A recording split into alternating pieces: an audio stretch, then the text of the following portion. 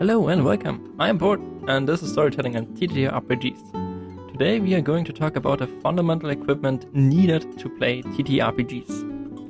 TTRPG System. Also, I guess we are going to find out how many times I can say TTRPG in one freaking video.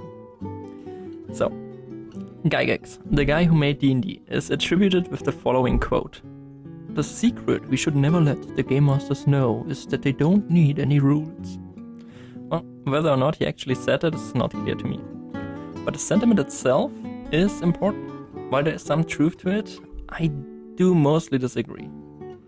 Let's discuss why. But I guess first we have to identify what we mean by TTRPG system. TTRPG, aka tabletop role-playing games, have come a long way from their beginning. It is safe to say that Dungeons & Dragons is one of the oldest role-playing games, and itself has been transformed many times. There are only a few things unchanged. The first incarnation of the game mostly focused on the combat and encounter side of gaming and less on the storytelling part. As we know, with Critical Role and Dimension 20 and all those actual plays, these ideas have changed over time. It is widely understood that there's no one right way of playing D&D or any TTRPG. Instead, however you play your role-playing game is the correct way. All you have to do is find enough people who want to play the way you want to play it. In many cases, we see that groups tend to want to play a storytelling game. This includes character progression, action in form of combat, drama in form of role-playing, and dialogues, but also hardship and overcoming unthinkable odds just to be the hero in the end. Why we tell stories is something we have discussed previously in, last episode. If you want to, feel free to check it out, you should find it here somewhere. A TTRPG system provides your group with a specific set of rules, usually tailored to the sort of story itself intends to tell. A dark urban fantasy game will have a different focus and more than likely provides rules that a fantasy hero game doesn't, and vice versa, of course. The important thing is that you make sure the story you want to tell together is supported by the game system. But why use a system at all? And why use rules in the first place? Wouldn't it be easier just to ditch it and, agree on a story, imagine it together? Yes, if you all agree on what is happening, which is not an easy thing to do. More importantly, it is a boring thing to do. It is way more fun to agree on the rules that determine how a story is being told. So if we do not agree with each other on the story, we have a set of rules that will guide us. In other words, if the GM or the narrator, or however you want to call them, says or describes that the kobolds attack you, you still have a way to figure out whether or not they hit, usually by some kind of attack roll. The importance of a system is therefore not in its necessity, but in the value it brings to the story, mostly in three different parts: arbitration, randomness, and even inspiration. Let's start with arbitration first. Those of you who have played a few games before will know of the strong immersion. The immersion you can feel with your character. At some point you are strongly connected with your character, their fears, hopes, and eventually their fate. It breaks your heart to see them suffer, and you may want to use every tool at hand to free them of pain and hardship. To make sure that the tools you use are fair, the system will provide rules to make your options clear. However, they're also set to give the Game Master guidance in order to provide a fair setup for everyone. Sometimes the sentiment rises that Game Masters do not have to follow rules. This is a lazy statement, since it offers an excuse for bad GMing. Yes, a Game Master may change their prep work or improvise on the spot, and to some extent interpret the rules. But they should do that fairly and consistently. One good way to make sure that the interpretation of rules is perceived as fair is to 1. Explain your thought process, and 2. Discuss if necessary with your players.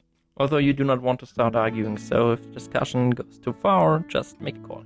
The importance of arbitration by the system is to ensure that everyone feels like they have a meaningful impact on the story. The players can make changes to the game. The players are important, and their characters will make a difference. And not because the GM is just generous, but a third party and unforgiving universe, the rulebook of the TTRPG system, makes it happen. Imagine if instead of the laws of physics, some natural force would randomly decide whether or not you are strong enough to lift a rock every time you tried. This would make it feel pointless to even try, because you have no way to make an assumption of the outcome. The law of physics, however, allow you to test your theory, improve your strength, or develop a tool and thus eventually move that rock.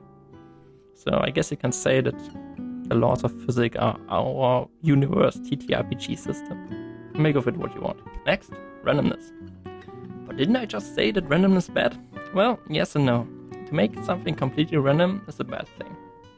However, using it to spice things up is a good idea. Of course, your character can lift a small pebble. But will they, with the one try they have, be able to throw said pebble across the room and hit the king's brother before he starts his assassination attempt? Randomness refers to its ability to bring twists to the story, neither the players nor the game masters are aware of. Randomness can make the unexpected inevitable, and the expected become a far-fetched hope. Randomness is a third party to the storytelling dynamic and thus a sure way to make stories memorable, exciting, and unique.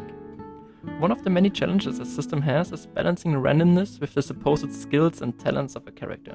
Someone who took piano lessons for decades and someone who just started should not have the same chances in playing a symphony. The odds have to be different. Well, and last but not least, there's inspiration. A good TTRPG system will provide you with inspiration, be it big or small in scope. As you find yourself writing an adventure, you will have to look into the system. What are the rules? How do I make the challenge fair? What kind of difficulties may arise? But just as important are the following questions.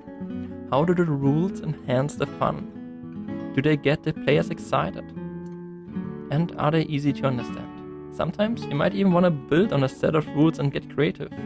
The system may provide rules for creating antagonists or how to build a city or kingdom from a world-building perspective.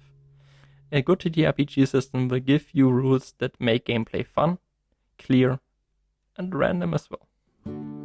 A great one will also provide you with inspiration, and sometimes will make you think, I really want to play in this setting, or I really want to play with these rules. Before we leave, I want to take a look at one distinction of TTRPGs. Narrative and tactical TTRPGs. It's just one of many ways you can differ between games, but I find it to be one of the more important ways. In short, a tactical TTRPG is a game where strategy, cleverness, and math have a greater impact on the gameplay. They will use battle maps, minis, tactical combat options, and such things. It is more of a game in the sense of you as a player playing it compared to narrative TTRPGs. Narrative TTRPGs, on the other hand, focus more on narrating the game. They will give you tools to tell a story and play the game, but they usually use no battle maps or minis. They sometimes forgo classical hit points and instead use conditions that resemble wounds. They go with abstract values for combat and emphasize how you describe it instead of what tactics you use. They are less game and more storytelling. I want to emphasize that both kinds of TTRPGs are still games and both are great to tell a story. They are, however, different to play. And as I said earlier, you have to make sure that the game fits the type of story you want to tell. Today we learned that the TTRPG system has to provide rules. This will help in playing the game. It also provides arbitration and some kind of randomness. By doing so, your group can play without arguing and still have a lot of fun and excitement. A great TTRPG also gives you inspiration.